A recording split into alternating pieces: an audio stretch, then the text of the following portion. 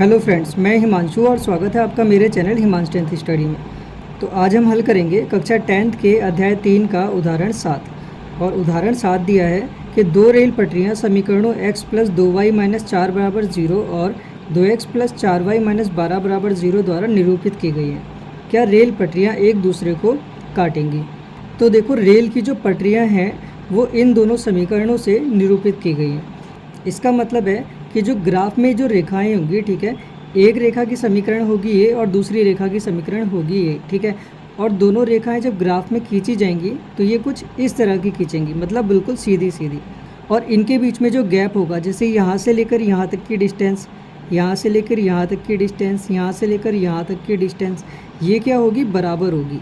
जैसे यहाँ से यहाँ तक की अगर 2 मीटर है तो यहाँ से यहाँ तक भी क्या होगी? 2 मीटर होगी। और यहाँ से यहाँ तक भी 2 मीटर, मतलब इसमें हर एक पॉइंट की जो डिस्टेंस है वो क्या होगी? बराबर होगी। मतलब इनकी जो दूरियां हैं वो सबकी बराबर होंगी। मतलब ये दोनों रेखाएं कभी भी आपस में मिलेंगी नहीं। इसको कितना भी लंबा करेंगे ये कभी नहीं मिलेंगी, क्योंकि इनके हर एक पॉइंट की दूरी क्या होगी? 2 मीटर होगी। तो हमेशा आगे 2 मीटर होगी, तो ये कभी भी एक दूसरे को टच नहीं करेंगी, ठीक है। और जो रेल की पटरियाँ होती हैं वो भी इक्वल डिस्टेंस पर बनी होती हैं, ठीक है। तो अब हमें यहाँ पर ये जो दोनों समीकरण दी हुई हैं, ठीक है, इसको हमें किस तरह से सॉल्व करना है? तो देखो, इसके 3-4 मेथड है, ठीक है। एक जो हमने इससे पहली वाली एक्सरसाइज में किया था, उसमें क्या था? हमने a1/a2 और b1/b2 और c1/c2 की तुलना की थी, ठीक है। किससे की थी? इन दोनों से की थी। उस तरीके से भी हम पता लगा सकते हैं कि ये दोनों पट्टियाँ एक दूसरे को काटेंगी या नहीं काटेंगी, ठीक है। और दूसरा, हम इसे ग्राफ से भी प्रूफ कर सकते हैं। और तीसरा, प्रतिस्थापन विधि से कर सकते हैं। और चौथा, हम विलोपन विधि से भी कर सकते हैं। इन चारों विधियों से हमें पता चल जाएगा कि ये रेल पटरियाँ आपस में काटेंगी या नहीं काटेंगी, ठीक है। और अगर एग्ज़ाम में इस टाइप का कोई क्वेश्चन आता है तो वहाँ पे यहाँ दिया होगा कि आपको किस विधि से करना है, ठीक है। अगर नहीं दिया होगा कि किस विधि से करना है तो वहाँ पे आप कोई भी विधि प्रयोग कर लेना, ठीक है। और मैं यहाँ पे जो प्रूफ करूँगा वो है प्रतिस्थापन विधि, ठीक है। तो पहली समीकरण दी है ये, तो इसको यहाँ लिख लेता हूँ, x प्लस 2y, और यहाँ पर ये माइनस का 4 दिया है, ठीक है, इक्वल्स टू लगा हुआ है। अगर -4 को हम उधर की साइड भेजेंगे तो ये माइनस जो है प्लस बन जाएगा, ठीक है। तो यहाँ पे आ जाएगा माइनस की जगह ये क्या हो जाएगा? प्लस का 4 हो जाएगा। इसको मान लेते हैं हम समीकरण 1। और उसके बाद ये दूसरी समीकरण दी है, इसका भी -12 हम उधर की तरफ पहुँचा देंगे, ठीक है। तो ये हो जाएगा 2x प्लस 4y बराबर 12। तो ये हो गई दूसरी समीकरण। अब प्रतिस्थापन विधि में क्या करना होता है? किसी एक समीकरण में से या तो x का या फिर y का मान निकालकर हमें समीकरण दूसरी में रखना होता है। तो यहाँ पे हम समीकरण 1 को ले लेते हैं।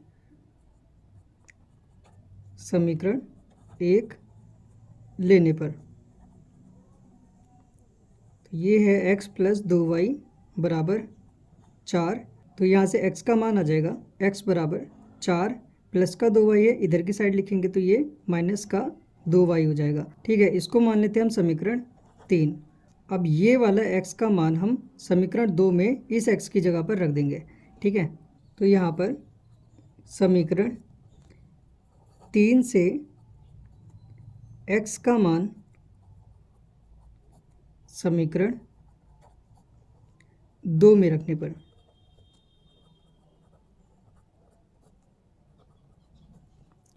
ठीक है, तो ये आ जाएगा 2, और इस x की जगह पे ये लिख देंगे। तो यहाँ आ जाएगा 4 माइनस 2y, फिर प्लस का 4y बराबर 12, ठीक है। 2 के अंदर गुणा हो जाएगी, 4 दूनी 8, फिर माइनस, फिर 2 दूनी 4, और प्लस का 4y बराबर 12।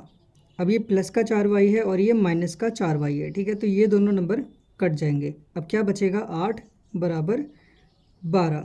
अब इस 12 को हम इधर ले आते हैं तो ये क्या हो जाएगा? 8 माइनस 12, प्लस का 12 इधर की तरफ आएगा तो माइनस का 12 होगा, ठीक है, बराबर 0। अब ये 12 में से 8 को माइनस करेंगे तो ये आ जाएगा 4, ठीक है। संख्या जो बड़ी होती है उसके आगे जो साइन होता है वही साइन हम यहाँ लगाते हैं। यहाँ इन दोनों में से कौन सी संख्या बड़ी है? 12, और 12 के आगे क्या है? माइनस, तो यहाँ पे आ जाएगा माइनस, ठीक है, बराबर 0। अब देखो, माइनस कभी भी 0 के बराबर नहीं होता है, ठीक है। इसका मतलब है ये जो दोनों हमें समीकरण दी हुई है स्टार्टिंग में, इस समीकरण का कोई हल नहीं होगा। मतलब इसमें ना ही x का मान निकल कर आएगा, ना ही कोई y का मान निकल कर आएगा। अगर यहाँ पे ये दोनों संख्या बराबर आ जाती तब हम कहते कि यह कथन सत्य है, ठीक है, और इसके अनेक हल होंगे। लेकिन जब ये दोनों बराबर नहीं आए हैं तो इसका मतलब ये कथन असत्य है, ठीक है। और इन दोनों समीकरण का कोई हल नहीं होगा, मतलब इसका कोई मान नहीं आएगा, ठीक है। जिसमें x और y का कोई मान नहीं आता है उसमें जो ग्राफ की रेखाएं होती हैं वो क्या होती हैं, समांतर होती हैं। और जिस समीकरण का मान निकल जाता है, ठीक है, ग्राफ में उसकी जो रेखाएं होती है वो किस टाइप की होती हैं कि दोनों रेखाओं के जितने मान होंगे, ठीक है, वो दोनों रेखाएं उतनी ही जगह पर टच होती हैं। जैसे अगर कोई रेखा इस टाइप की है और वो किसी एक बिंदु पर काटती है, इसका मतलब इस समीकरण के एक हल होंगे। अब ये क्या है, ये बनेगी समांतर, ठीक है। क्यों? क्योंकि इसका ये कथन असत्य है, इसका मतलब इसमें x और y का कोई भी मान नहीं होगा। और जिन समीकरण में x और y का कोई मान नहीं निकलता है उसकी जो रेखाएं बनती हैं वो समांतर बनती हैं। तो ये दोनों आपस में कभी टच नहीं होंगी, ठीक है। इसका मतलब है इस समीकरण का कोई हल नहीं होगा। और ये दोनों रेखाएं भी आपस में कभी टच नहीं होंगी, मतलब एक दूसरे को नहीं काटेंगी। तो हम बोल सकते हैं जो हमें क्वेश्चन में पूछा गया था, ठीक है, कि क्या रेल पटरियां एक दूसरे को काटेंगी, तो हम लिख सकते हैं कि यह रेल पटरियां एक दूसरे को नहीं काटेंगी, ठीक है। तो यहाँ पे हम लिख देंगे यह कथन, ठीक है, कौन सा वाला, -4 बराबर 0 जो है, ठीक है, यह कथन असत्य है, ठीक है। चूंकि -4 कभी भी 0 के बराबर नहीं हो सकता, ठीक है, ठीक है। जब ये कथन असत्य होगा इसका मतलब x और y का कोई मान नहीं निकलेगा, मतलब इस समीकरण का कोई हल नहीं है। तो हम यहाँ लिख देते हैं अतः इस समीकरण युग्म का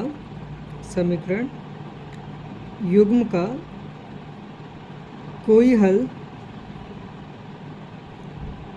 नहीं है, ठीक है। जिसका कोई हल नहीं होता है उसकी रेखाएं समांतर होती है, मतलब कभी भी आपस में टच नहीं होती, ठीक है। इसलिए हम क्या कह सकते हैं कि ये रेल पटरियां एक दूसरे को नहीं काटेंगी, इसलिए रेल पटरियां एक दूसरे को